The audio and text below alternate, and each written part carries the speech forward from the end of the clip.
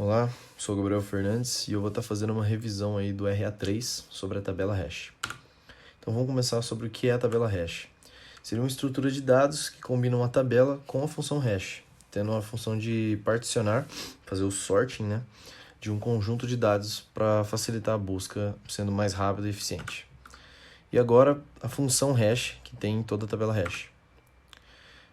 Ela é responsável pela distribuição das informações da tabela.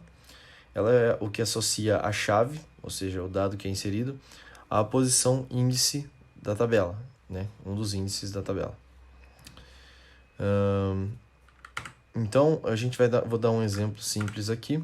Se a chave fosse segredo, né? E aí a gente poderia pegar os valores da tabela ASCII de cada uma das letras dessa frase. Aqui os valores são só de exemplo, né? E é um exemplo de função hash. A gente fazer a soma de todos esses valores.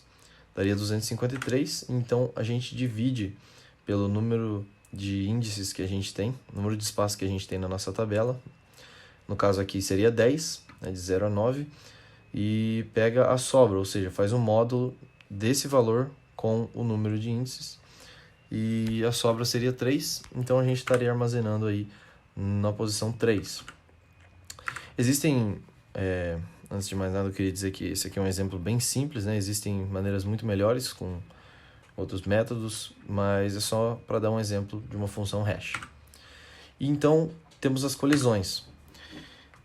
Idealmente, você não quer que aconteça colisões, né, em uma tabela hash, pois você quer que cada chave que seja adicionada em uma posição diferente. Mas, independente da função utilizada, em algum momento ela vai retornar a mesma posição para duas chaves diferentes. E esse é o fenômeno que se chama de colisão. Então aqui temos um exemplo, né? Os nomes John Smith e Sandra Dee acabam, depois de passar pela função hash, acabam caindo na mesma posição de índice, no 2. E aí temos várias técnicas de resolução, né, de problemas com essas colisões. Primeiro a gente tem o encadeamento separado, que é o que a gente vai estar falando primeiro. E também temos o endereçamento aberto, que tem 3 tipos diferentes. Bom, vamos começar com o encadeamento separado. No encadeamento separado, sempre que houver uma colisão, por exemplo, se for cair na mesma casa, no 0, no mesmo índice, a gente só vai estar adicionando a uma lista encadeada. Então aqui depois do 10 tem o 70, no caso do 2, 32, 52 e 12.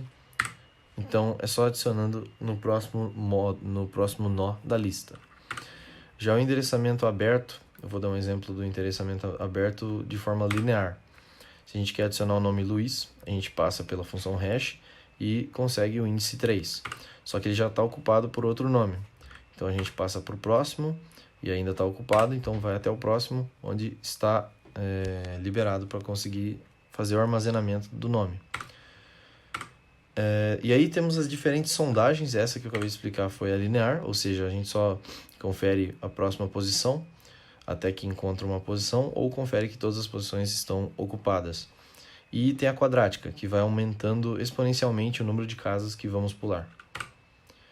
E aí temos a última forma, né, de lidar com colisões, que é o double hashing, que basicamente a gente tem a chave, faz a função hash e se der uma colisão, a gente realiza uma segunda função hash para conseguir um índice válido na nossa tabela.